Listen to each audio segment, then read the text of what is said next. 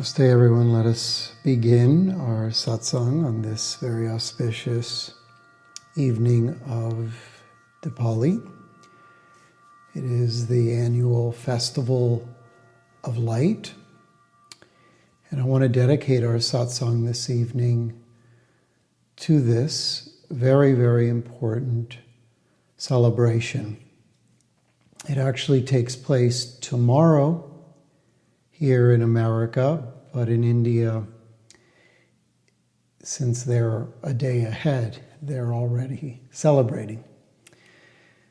So Diwali is a very sacred festival that has been celebrating the light, basically the light of consciousness. I want to speak on the importance of this light and what it means to celebrate the light.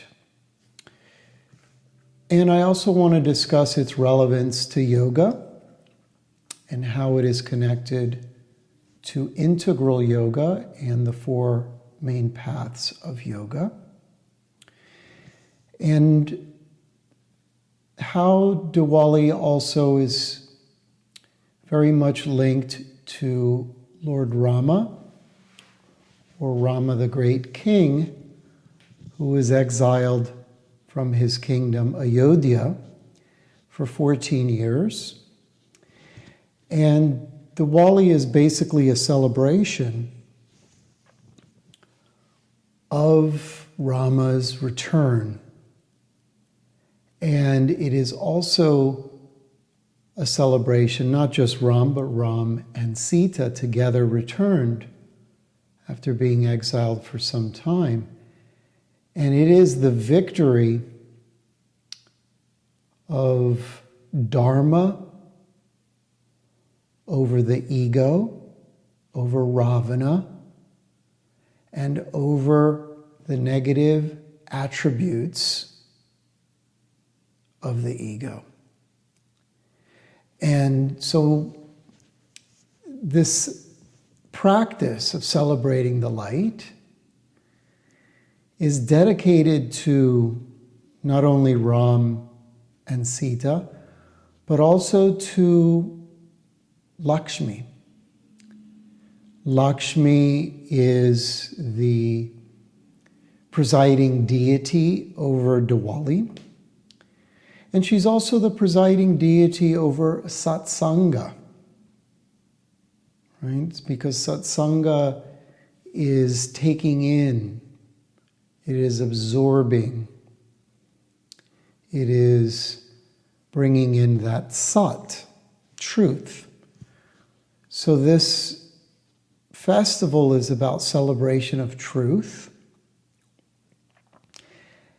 And if we follow our truth, and we follow the truths, the universal laws as taught in our tradition, then we're moving in an evolutionary direction. So Lakshmi Devi, the goddess, is married to Vishnu.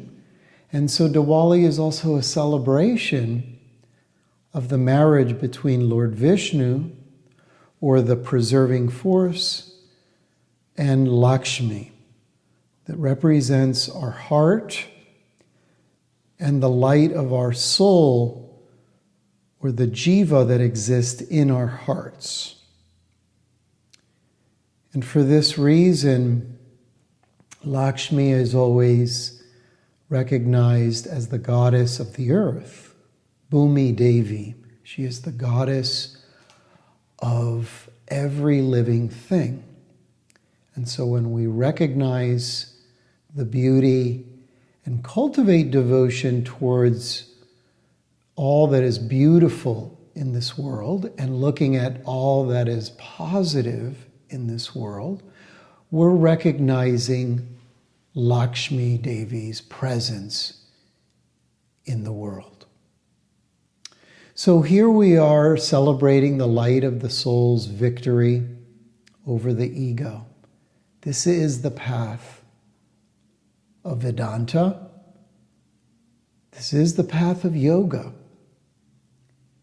To win over the illusion, the confusion of what we are not, of what we have become conditioned to think we are: a name, a body, male, female, young, old. All of that has to be abolished, has to be removed in order for the soul to expand in its consciousness and ascend towards liberation. So the word itself, or the festival, from the word Diwali, means the row of lights.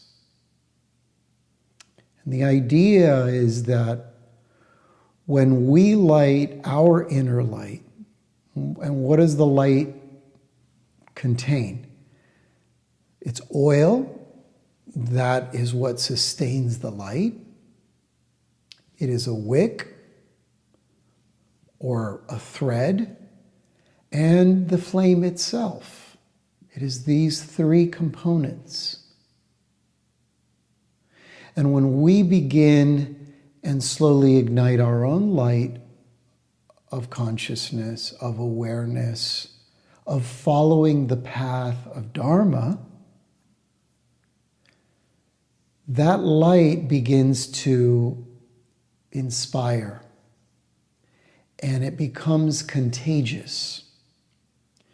And that light begins to influence and light the row of lights.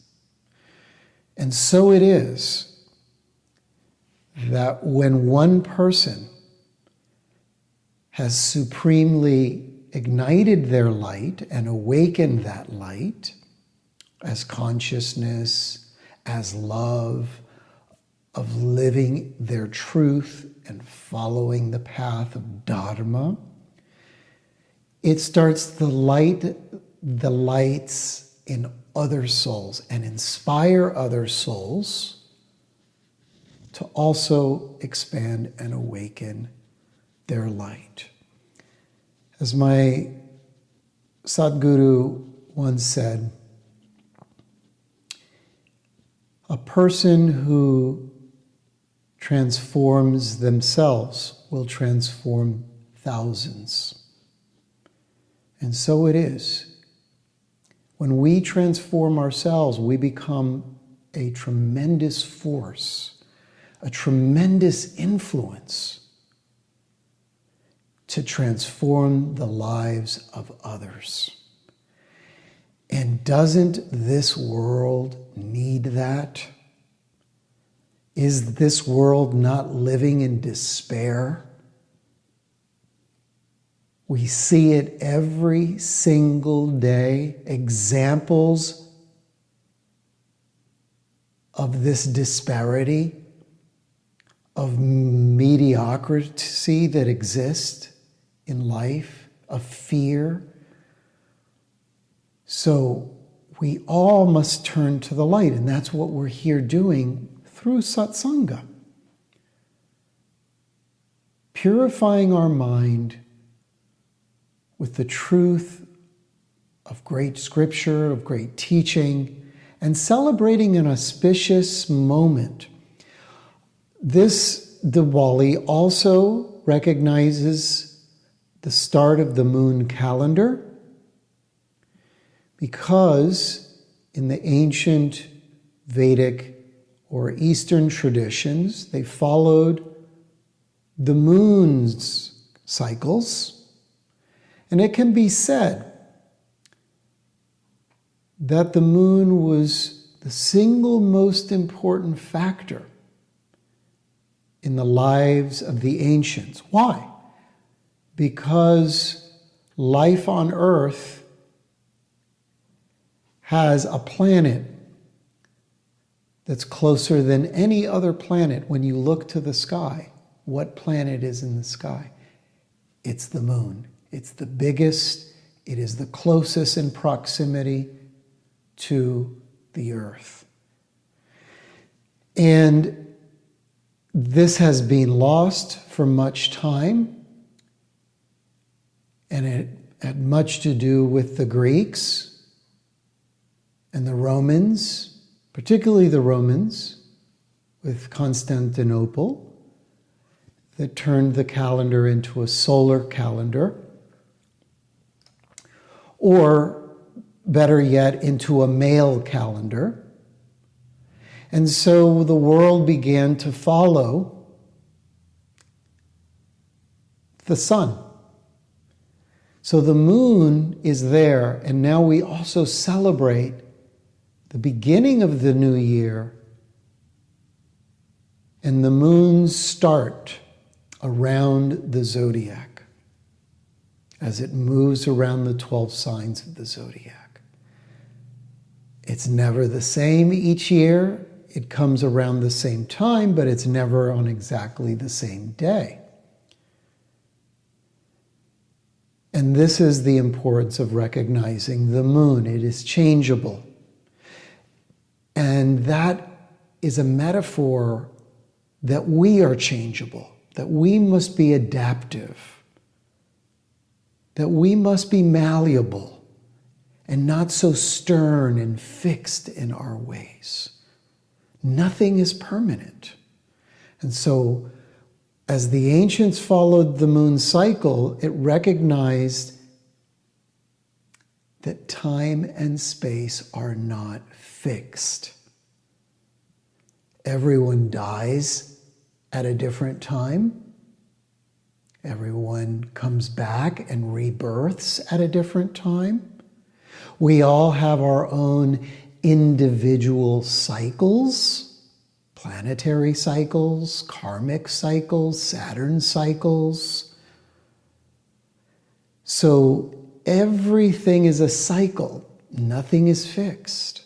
Time and space is also not real. And so this changeable calendar, this adaptive calendar, teaches us to work in relationship to all living things, to the changes that are occurring in nature, to the changes that are occurring in our own day-to-day life, in our life on a moment-to-moment basis. So as you awaken the light of your own consciousness through self-effort, through tapas, discipline, you begin to spread peace and harmony to all beings. You begin to increase your serenity. And so the word Diwali or Dippa, you see it spelled this way, simpler terms Diwali. The Sanskrit word or term di, has great significance in the Sanskrit literature. And Da has three primary powers, if you will, or forms. Dip, the term di, is connected to Dhamma, meaning the capacity to control the mind and the senses.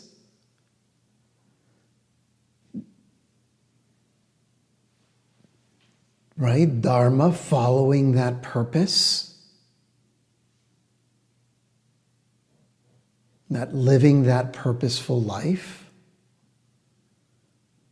So there's Dharma and there's Dhamma. Dharma means purposeful, disciplined, focused on the truth, and living a life of truthfulness. Dhamma is charity.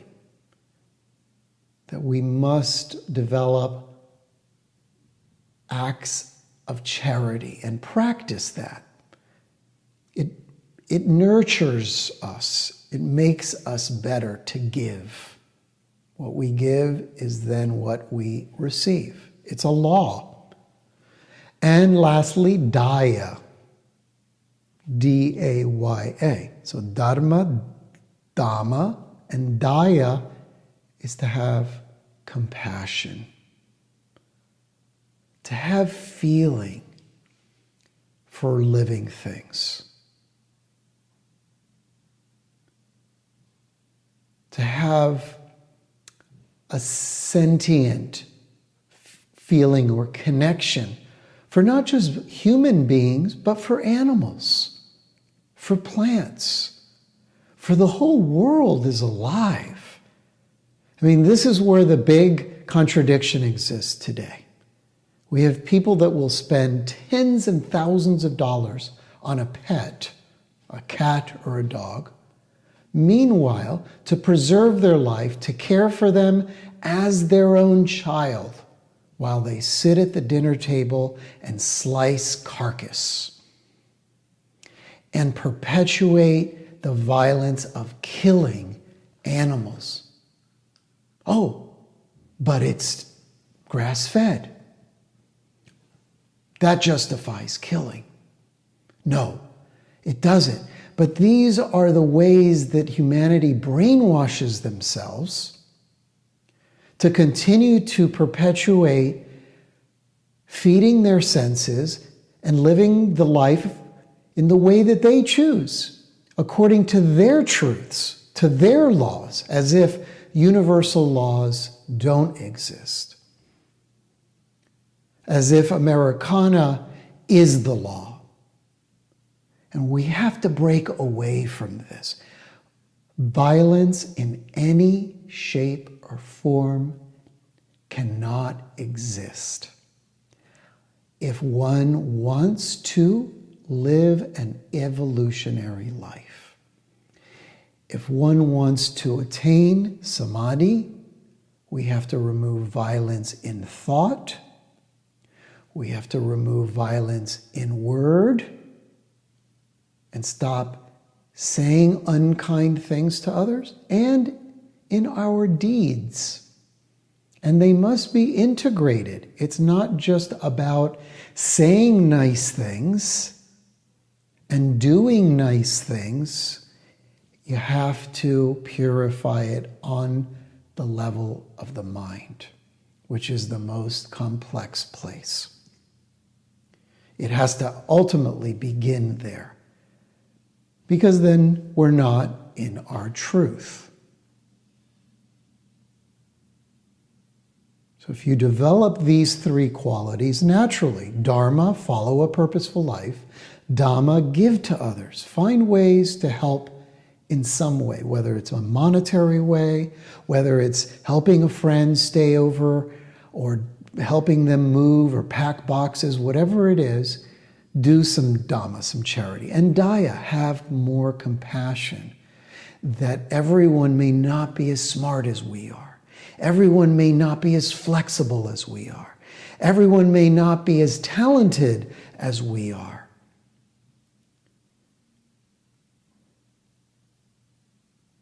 While some are so deprived and so retarded in some aspects of life, they are so talented in other aspects.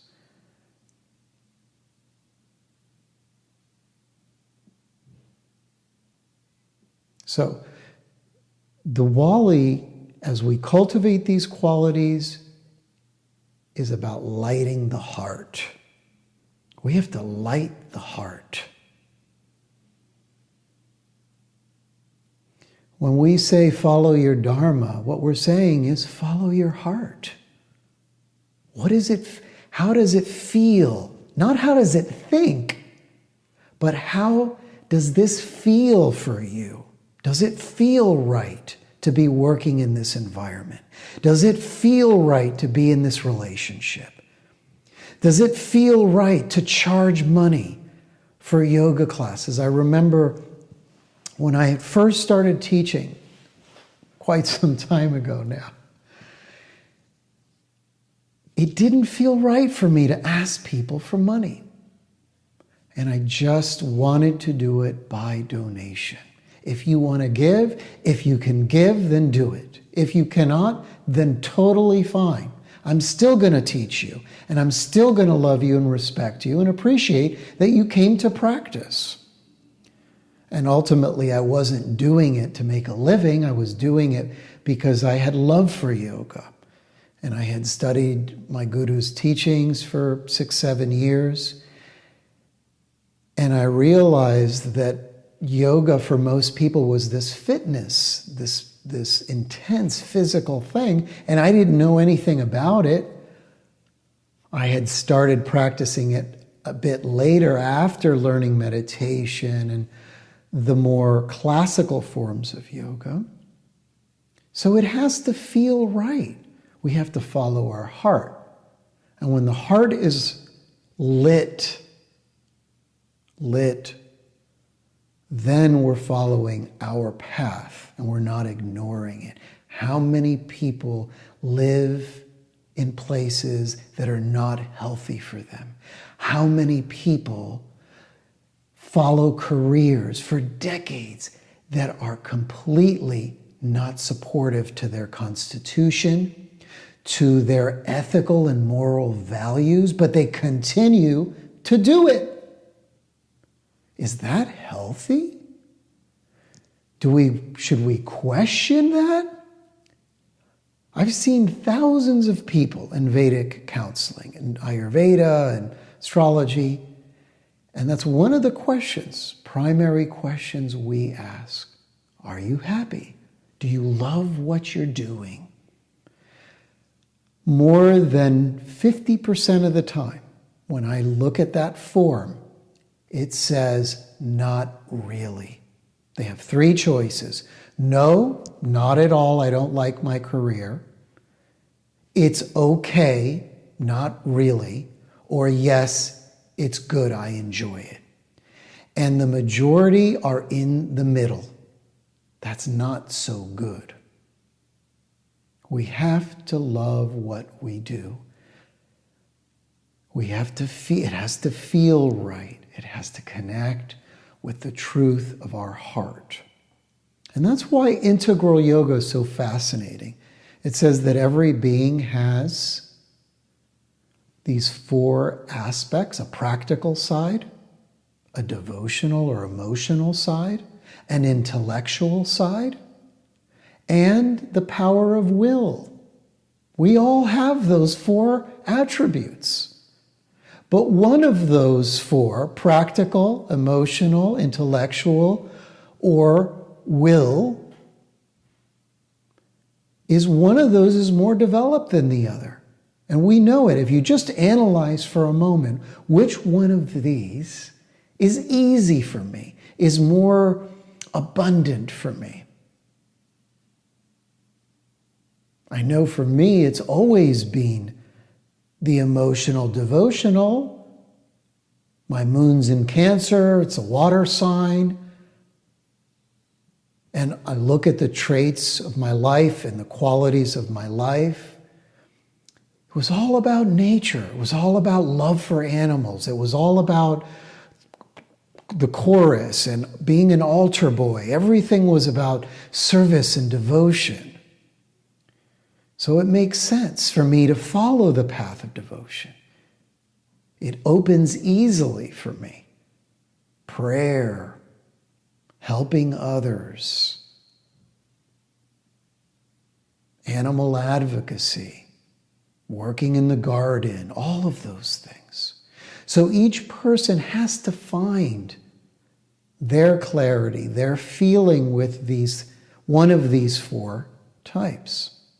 So the essential, basically the teachings of the Vedas, as expounded in one of the great prayers in the Upanishads, Asato ma satgamaya, tamaso ma jyotir gamaya, mrityor ma mritam gamaya. So, asato ma satgamaya, help me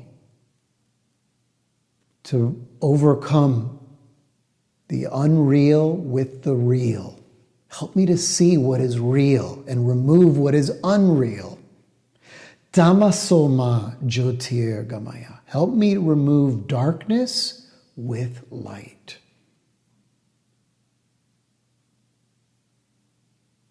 And mrityurma amritam gamaya. Help me to overcome mortality and get to that state of immortality. And this is the light. Help me to remove all that is dark with greater awareness, the light of awareness. And notice it's all about coming to the heart. It's all about purifying the heart and recognizing the true self is where? In the heart. The Atman, the indwelling portion of Brahman, pure consciousness. We're all little waves of the big ocean. And so when you look at the yogas, the 4 yogas, karma yoga, through the practice of seva, of serving others, good actions, doing your sadhana, is a way to what? Ignite the fire. Karma is action, right? We think of karma as movement. And what do we use to move? The feet. The feet get us somewhere. The feet are symbolic of fire. In India, when you go to see your teacher or guru, you bow and you pranam and you touch the feet. You don't pat him on the back. You don't give him a hug. You pranam and you go down to the feet. The feet are the fire. So karma yoga is a form of lighting the fire. Bhakti yoga, if we can take our feelings, if we can take our devotion, all of our emotional feelings, and we have them. We have anger come up, we have sadness come up. Everyone has anxiety or restlessness, especially in the last few years. We've seen this. If we can take all those emotions and recognize them as energy and convert them into devotion, now you're transforming a negative quality into a positive one. Asatoma satgamaya. So emotions are not real, right? Remember, I often say that in our satsangs. When somebody says, I'm so angry. Who's so angry? Who? What is anger? It's a condition. It's a cloud in the sky. We're identifying with something outside of what we truly are. So we can purify these emotions. And Vivekananda says this, those of an emotional bent are best to follow the path of bhakti, because that will help to control their mind. All of that devotion into prayer, into mantra, into dance, which is a form of bhakti, cooking. Jnana Yoga is taking intellect, or the power to reason, and transform reasoning, which is a day-to-day faculty that we use, and transform it into discernment. Viveka. What do you mean by discernment? Discernment is discern what is real and what is not real.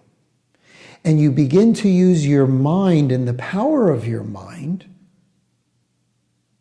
to control your senses, to control your actions so that we're not always reacting. This is, right, what we see in the world.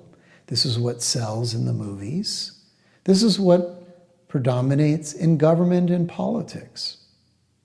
One person acts, another reacts, and it perpetuates samsara and the cycles of birth and death and birth and death. So use your Gyan Yoga to purify your intellect, develop discernment, discrimination.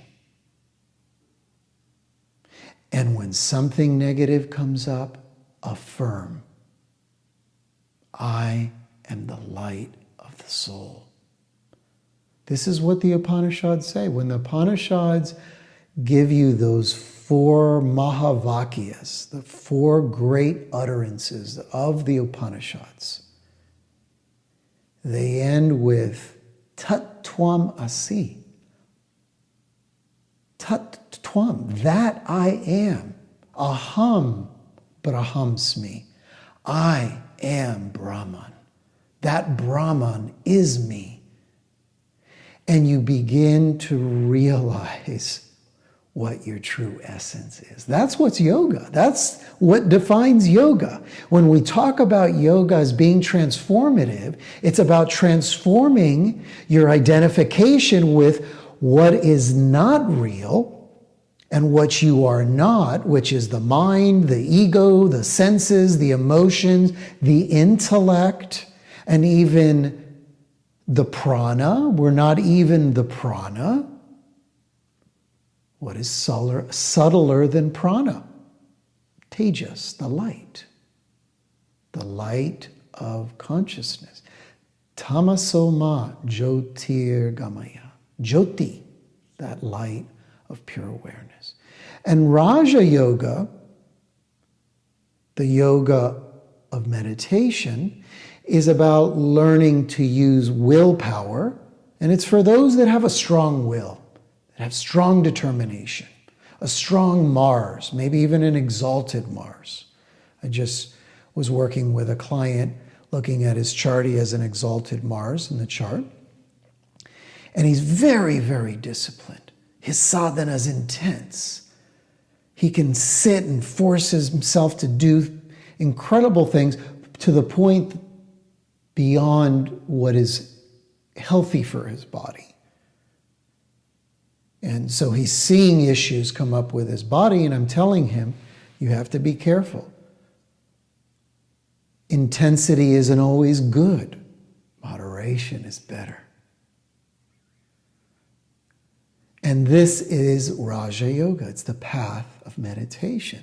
So if we can take willful acts, right? The power that we have to work hard, to raise a family, to run a marathon. I was sitting down having a tea the other day, and a gentleman next to me says, "Oh, hey, how are you?" "Yeah, no, he's telling me he's finished a half Ironman." And I think, this is why I stopped doing those things, because I thought to myself, we put so much energy into fitness of this body. We will swim across oceans. We will bike miles and miles a week.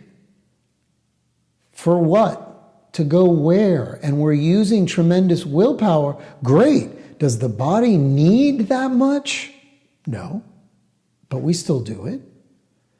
So it's about converting that willpower and transforming it into a higher practice.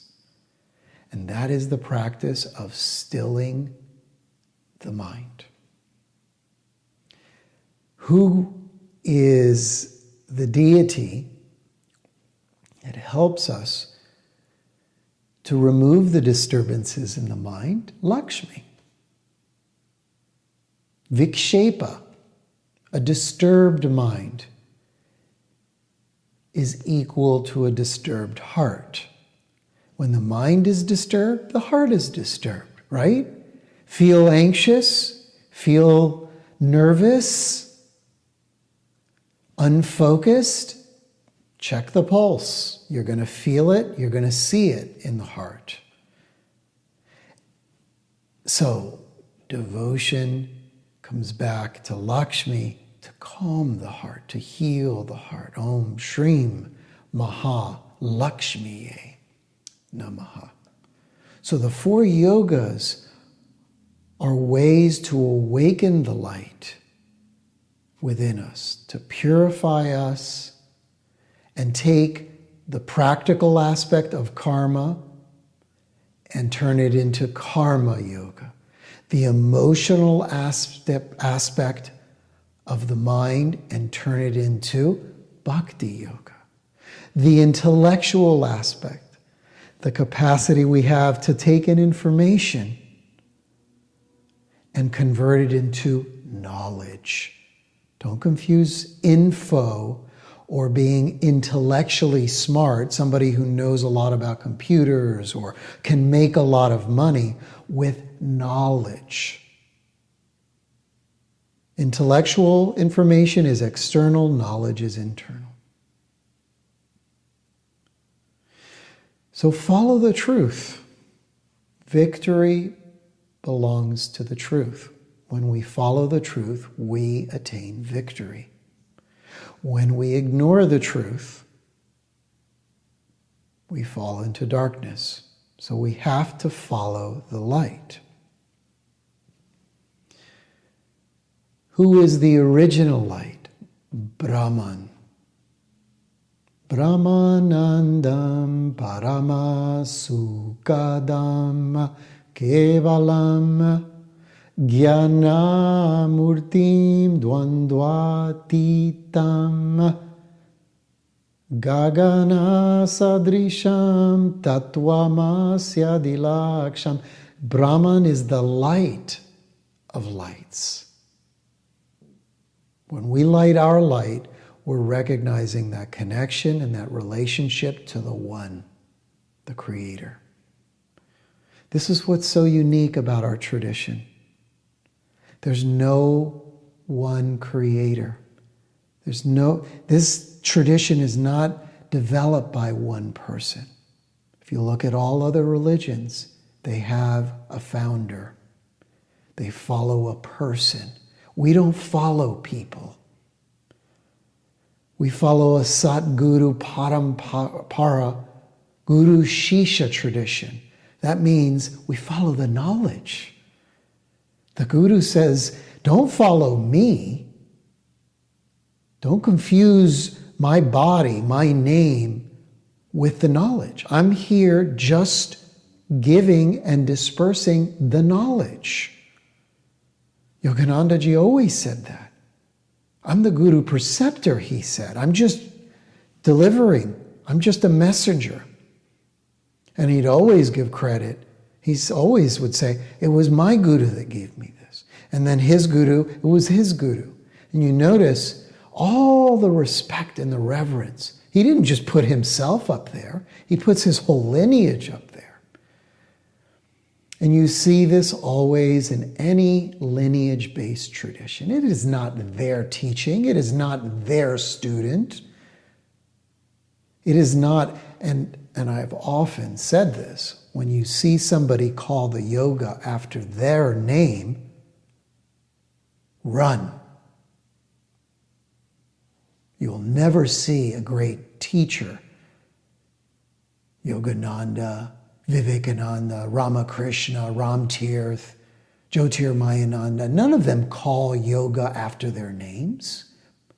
But we did that in America. People countless ways created different names and brands and forms and even used their own names. I don't find that very selfless.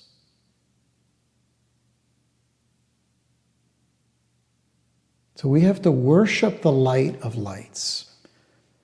And that light is the indwelling soul. Rama, who is sort of the patron saint in our Hindu Vedic tradition, Rama is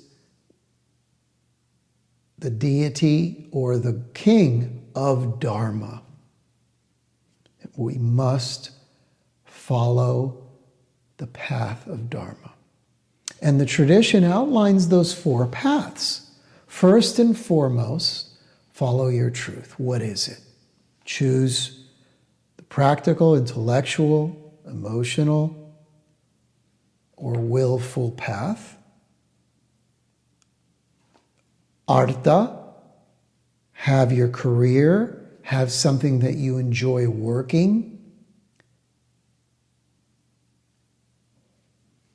Kama, have social life, friends, connection, family, and moksha, sadhana, a path that leads to liberation. So our life is a balance of those four aspects. Dharma, artha, kama, moksha. There you have it. Similar to Raja, Jnana, Bhakti, Karma, the four aspects. So you see these fours repeat themselves much in many aspects of the teaching. And it makes perfect sense. It makes perfect sense. And we can analyze our life and know which of these is deficient. And the idea, just like the doshas of Ayurveda, we always want to keep Vata, Pitta, and Kapha in balance. And this is the idea. Everything remain in equal parts. Now, one may be stronger, the door to one may open more clearly, but ultimately you begin to develop all the other areas. We're a whole being. We're not just a body with organs. We have a soul. We have a mind.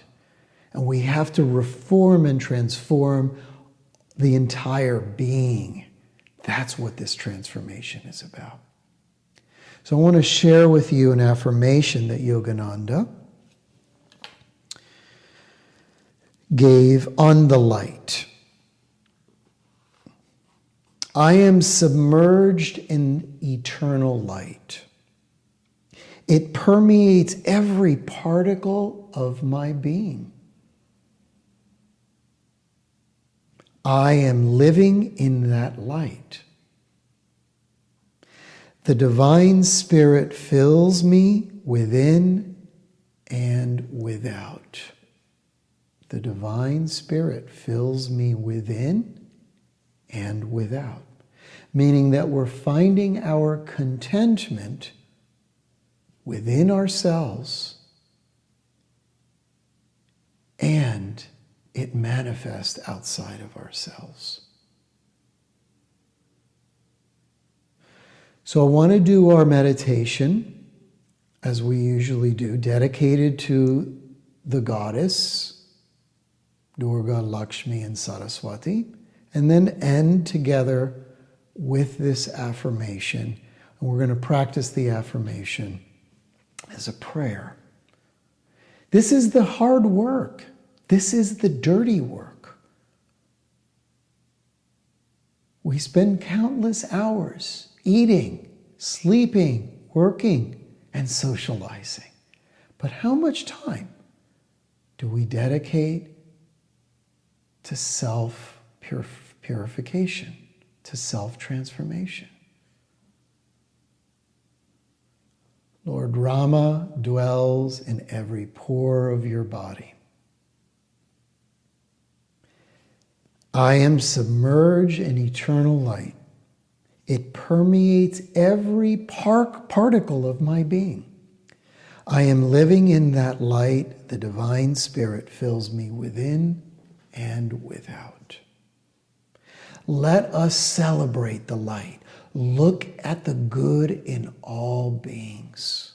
See the positive in even the bum and even the crook. Know that they even have a light within themselves. But sadly, it is so ambushed with conditions and experiences because of poor choices, poor habits, and poor environment. Change your thoughts, change your words, and change your actions. Satsanga twe nihasanga tvam, nihasanga twe nidmoha tvam, nidmoha twe nishala tvam, nishala twe jivan mukti. Satsanga will lead us to liberation. Satsanga leads us to the light in our heart. Follow your heart, everyone. Don't let the media confuse you. Don't let the world instill fear inside of you. Be like a warrior. And if you know your truth, stand to protect it to the last breath of your life, because you don't know how brainwashed, how conditioned humanity is, and where most of them are in their evolutionary cycle. Remember what Krishna said over 5,000 years ago. Of the 1,000 that will find me, 100 will follow me. Of the 100 that will follow me, only one will ever know me.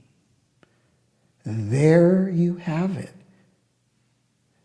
Our spiritual community is not everywhere. It's like a little crumb of sugar on a big beach of sand. So we got to find those little kernels of sugar and connect with those people. So let's do this. Let's do our meditation on this very auspicious evening of Diwali. So let's close our eyes all together. Spine straight. Place the palms on the tops of your thighs, facing upwards. So as you relax the entire body, just watch your breath. Maybe take a breath or two, deep, deep breaths. Just release all tensions. Remove the dark clouds of thoughts.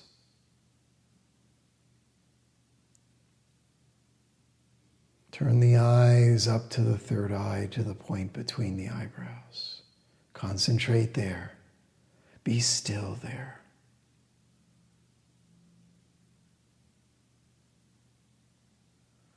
So to purify the first three chakras, where the grossest impurities of the mind exist, all of the emotional aspects, greed, selfishness, let's destroy those with the courage and the power of Mother Durga.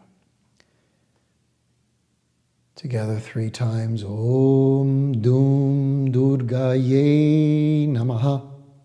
Om Dum Durgaye Namaha. Om Dum Durgaye Namaha.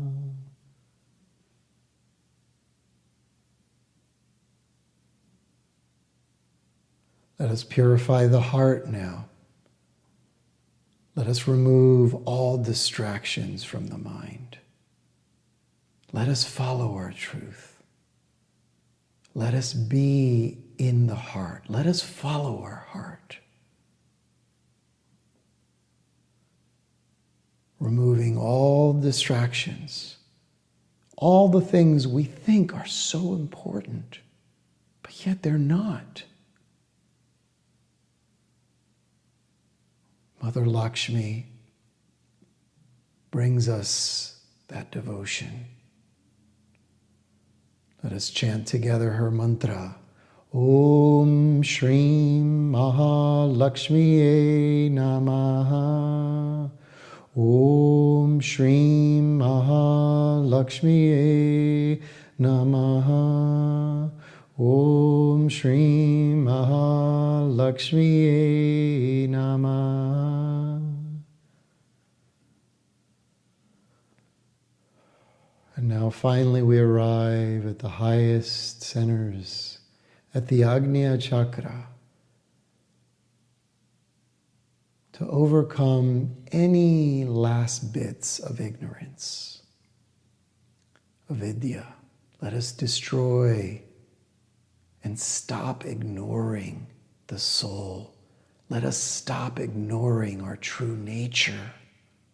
Let us stop ignoring our truths. And let us chant to Mother Saraswati that her wisdom, her gyan, pour into our entire being. Let us chant her mantra.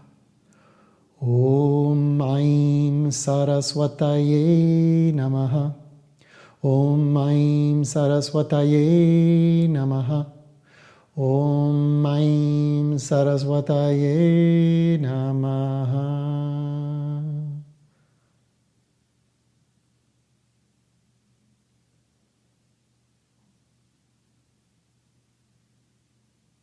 Now, as you continue to concentrate there at the third eye,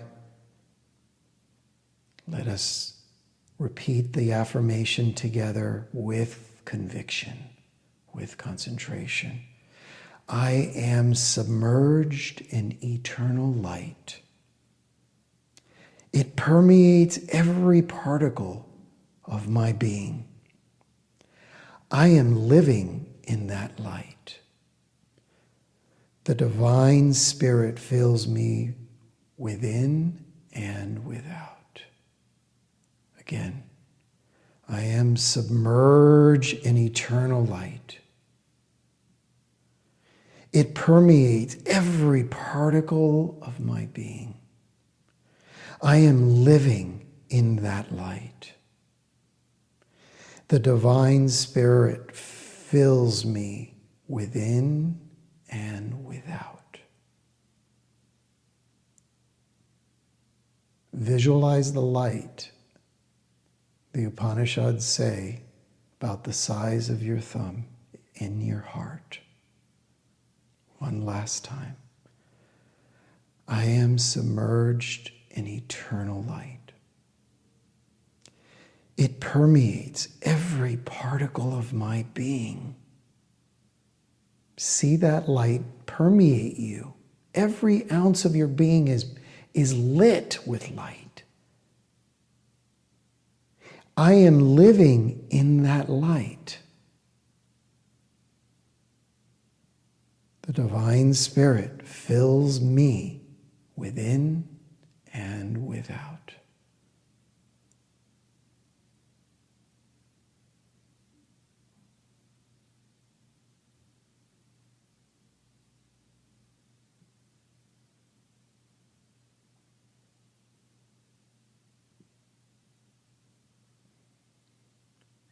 So let us chant together for truth, for the light, for living the life in the path of Dharma. Ram, Ram, Ram, Ram, Ram. Om Namah Shivaya, Om Namah Shivaya, Om Namah Shivaya. Hari Om.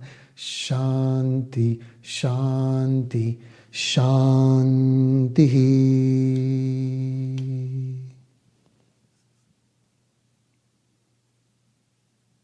Salutations, namaste, pranams to all of you.